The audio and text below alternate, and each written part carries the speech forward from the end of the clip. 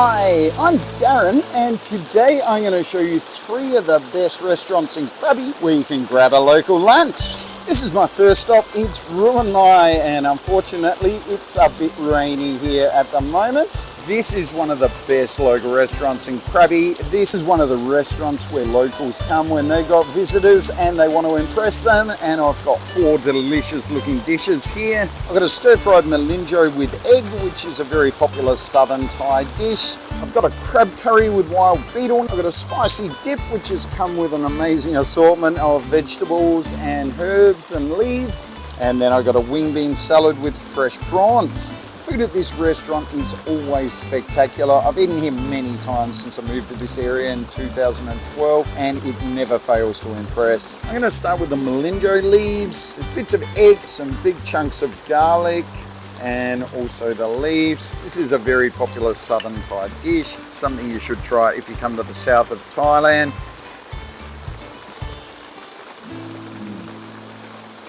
The leaves are nice and smoky from the wok. Egg adds a great texture to it, and the garlic adds another texture and delicious flavour, very smoky flavour in that one. It's a little salty and a little sweet as well. This dish is definitely a must if you come here. So good.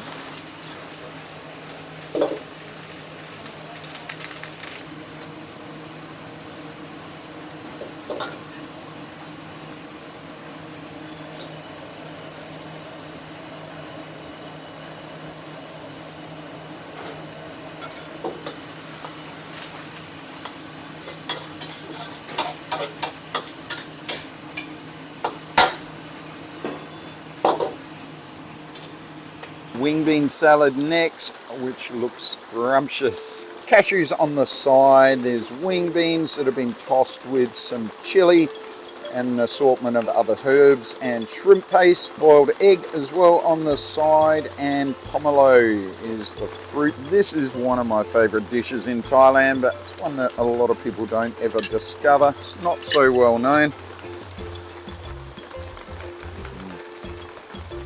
That is spicy. The wing beans are nice and crunchy. Taste the shrimp paste in that one. Cashew nuts add another nice crunchy texture and flavour to it.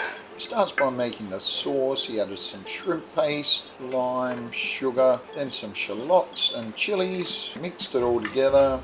Added some blanched wing beans, fresh prawns and pomelo, then roasted coconut. Mixed it all together.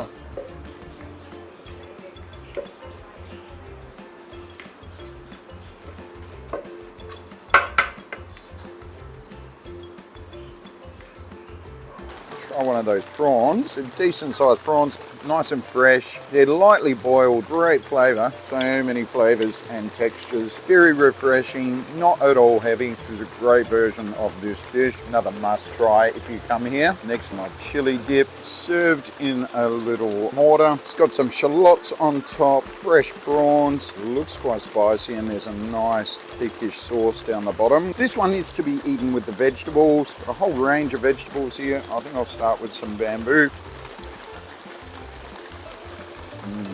It's a little sweet. It's not overly spicy. It's a bit tart. Great range of textures in there. There's also a range of leaves there. I can see watercress. There's some cashew tree leaves, a couple of others, and butterfly pea flower. Try that one. That is a great dip. There's also some seaweed there as well. Try that with the dip. That is so good. Crunchy and salty, very Moorish this one. One of the vegetables is white turmeric. Try it out with the dip. It's nice and crunchy, does add a great texture. It goes really well with the dip. Adds a whole heap of crunch and blends with the flavour really well. Very toothsome. Bit of burn in my mouth now. As I said though, it is rather Moorish. I am enjoying this. Started with some chili and sugar, and then some shrimp paste. Mix those together with the mortar and pestle.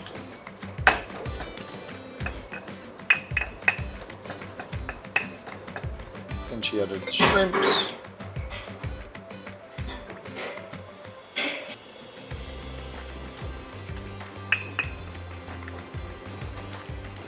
lime juice,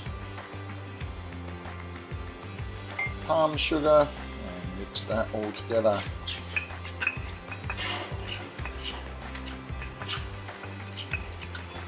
Finally, some shallots were mixed through before it was plated.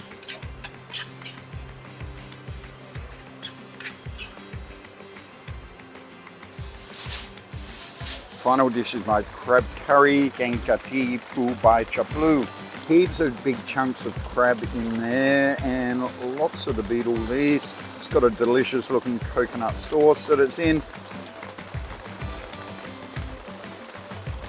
That is absolutely delicious. The crab is moist and flavoursome. The leaves give it a little bit of chewiness and a great texture there. They don't have a whole heap of flavour, but the overwhelming flavour there is the sauce, which is a little sweet, spicy and coconutty. So good, that one. Another must try. She started with the coconut curry sauce. Heated that through. Then the wild beetle leaves were added. Cooked them for about a minute.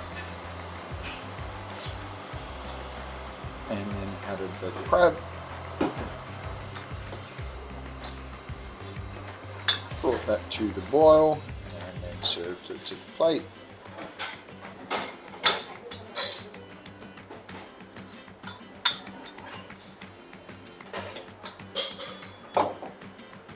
This restaurant is a must visit if you come to Krabi. It's so beautiful, garden style restaurant, lots of little salas. There's a big one just over there with seating for probably 40 or so people, and over the other side there's a couple of smaller salas with just one table in each.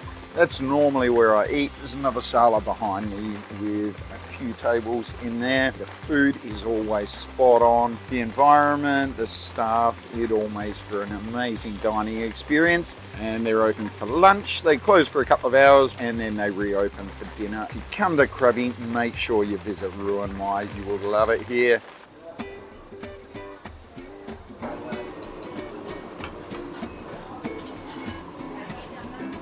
This is my second restaurant, and this is a Krabi institution famous throughout Krabi. Fareeda Goat Biryani, Fareeda's yellow rice with goat. It's famous for its goat curry, which I've got here. Also, it's goat biryani, which is an Indian influenced dish. It's very popular in Thailand with chicken, but you do find it with goat sometimes, and this place is particularly famous for it. I also got the roti mataba, which is another must eat at this restaurant. It's got some bits of green onion on top and loads of white pepper there. Looks good. You can see heaps of potato in there. That is good. Got it with chicken. The outside shell is a bit crispy. The potato is deliciously moist inside. Really, really good with roti mataba. The textures are delightful. It has come with this, which is shallots on top, some chilies and banana peppers, both green and red, then cucumber, and underneath is some vinegar. That's to be eaten with the roti. Let's try that out. It's a little bit sweet, a bit sour, nice crunch from the cucumber and the shallots and the chilies. Great range of textures. That roti mataba is something else. Make sure you try that if you come here. Start with the roti is thrown to stretch it, then dropped into hot oil, and the filling is added before the roti is folded over to seal it.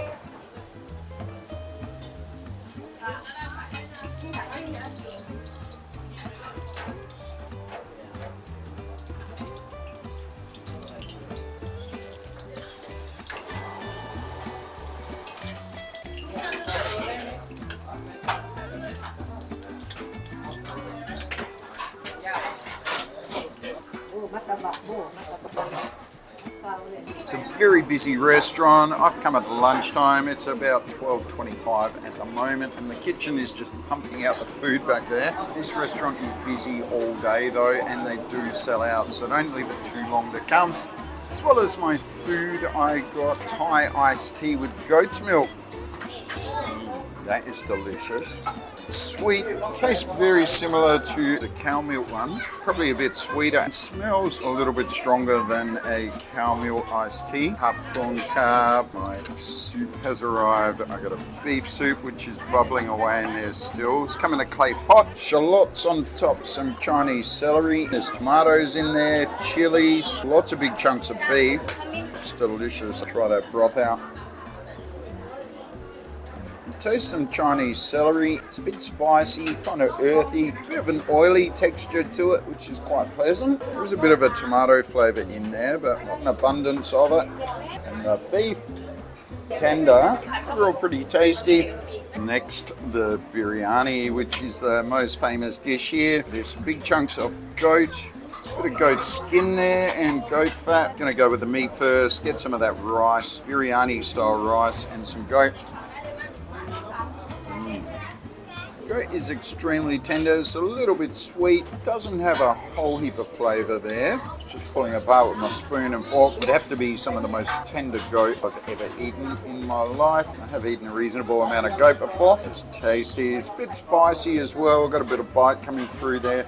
Rice is quite popular in Thailand. It's a Muslim style dish. It's got heavy Indian influences in this dish. Always good, the Thai yellow rice. 𝗧𝗶𝗺𝗀𝘁𝗁𝘀. To make this one, they added the rice to a seasoned chicken stock, mixed it through well, and they covered it for the rice to absorb the moisture. Let's try that goat curry. It's one of the famous dishes at this restaurant. There's a nice thick curry sauce there, big chunks of goat. That is good. Curry sauce is very smooth and creamy. It is a bit spicy, not leaping with curry flavour. It is pretty good though. The goat is not as tender as it is in the biryani. As well as their goat dishes, they got a lot of other stuff as well. They do biryani with chicken, beef, goat, seafood. They specialise in goat dishes because the owner actually has a goat farm. Also got a goat soup. They got a number of rotis. When I was in the kitchen earlier, I saw a lot of banana and egg rotis being cooked. And more food, including some Thai favourites. Sure, if you come, there is enough to keep everyone happy. This restaurant has been open for about 18 years. Definitely an institution in Krabi. If you're looking for something that you won't see in a lot of other places, do try this place out. That meal certainly hit the spot. Overall, if I was to pick the highlights, I would say the goat biryani was one, and the roti mattabah as well would be my must-tries if you come here. If you're looking for some local Krabi food, don't miss this place.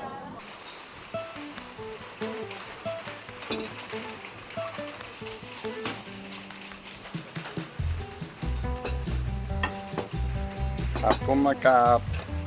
The next restaurant is Anchalee. This is another Krabi institution. It's right in the heart of Krabi town. It's a garden restaurant type theme and they specialise in southern Thai food. I've got 4 classic southern dishes here. Got a yellow curry, gang som with catfish and young coconut shoots. Kuah gling, which is a stir-fried curry, one of the spiciest dishes in Thailand. Fried pork with fermented bean curd, and another classic southern dish, gang prick moo, and I've got that with stink beans, sador. This is another restaurant where people who live in Krabi bring their friends when they come to visit. It's been here for about 12 years. I've been here many times and it is consistently good. They open at lunchtime and they open again in the evening for dinner. 3 of these dishes are quite spicy, so I'll leave them till afterwards. Start with the fried pork and fermented bean curd. There's lots of slithers of garlic in there, green onion, juicy looking bits of pork and some peppers.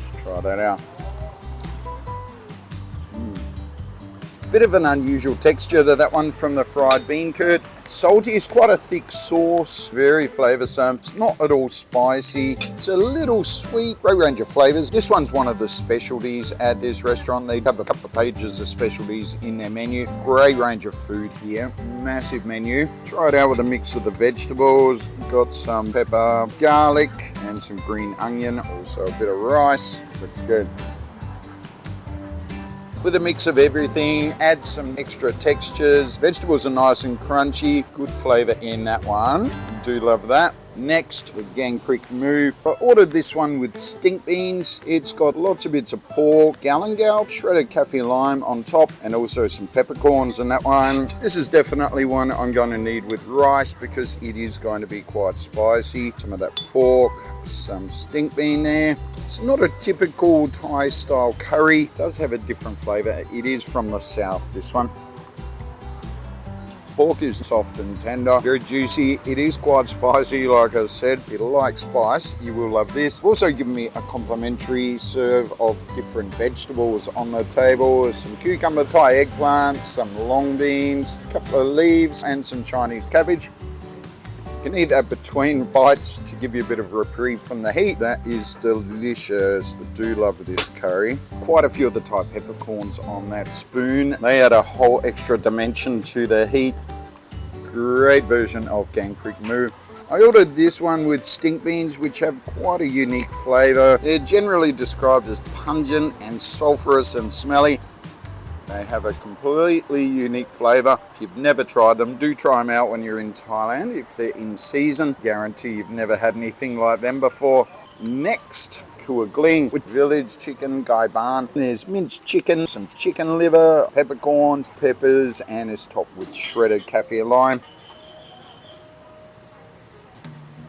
This one is very herbaceous and flavoursome. There's a whole range of different flavours in there, from the kaffir lime, the peppercorns. You can also taste some galangal and turmeric. Do love eating this one. This is pretty spicy though, so be careful with it. They will ask at this restaurant, as with the other restaurants, if you want your dishes spicy. I ordered them pokati for normal, so these have come out exactly as Thai people would order them, and they have got quite a bit of kick. This one's got a range of textures in there, from the village chicken, gai ban. So it is a bit chewy, but it has a stronger flavour than a regular chicken. Also the crunch of the vegetables and the pop of the peppercorns. Flavour and texture sensation in the mouth, this one. Yellow curry time. This is a classic southern Thai dish. Whenever people come to Krabi or the south of Thailand from Bangkok, this is one thing that's on their to eat list. Got this one with catfish and coconut shoots. There's actually the stem of the coconut tree. Delicious. It's got a mild coconutty flavour. Very, very soft but woody. Do love eating that. Quite a few big chunks of catfish in there. About 6 or 7 bits. Let's try that out. Absolutely delicious, very buttery and soft and moist. Doesn't have a really strong catfish flavour, but in this one the overwhelming flavour is the curry. It's a sour curry. It's not like the typical green or red curries that you find in most Thai restaurants. This one doesn't have any coconut milk in it. It is creamy, but it's a bit more watery than your typical Thai curries. If you can handle spice, this is definitely one to put onto your to-eat list if you're coming to Phuket or Krabi or anywhere else in the south of Thailand. And you'll find many different versions of 𝗀𝗃𝗃𝗀𝘀. Comes with a number of different fish, also prawn, and there's quite a few different vegetables that can go into it as well. Definitely worth a try if you can handle heat. Great 𝗀𝗃𝗃𝗀𝘀 there. It's very authentic southern style food at this restaurant, Anchalee. Definitely worth a try if you want to try some authentic southern style food. And they do have other dishes that are more typical Thai style dishes. Very conveniently located. The prices are really good, and it's a beautiful setting here, set among the trees and gardens. Well worth a visit. So that's 3 very local spots for a lunch in Krabi. Hope you've enjoyed the video. For more Krabi food videos, click up there. I'll see you next time. Bye.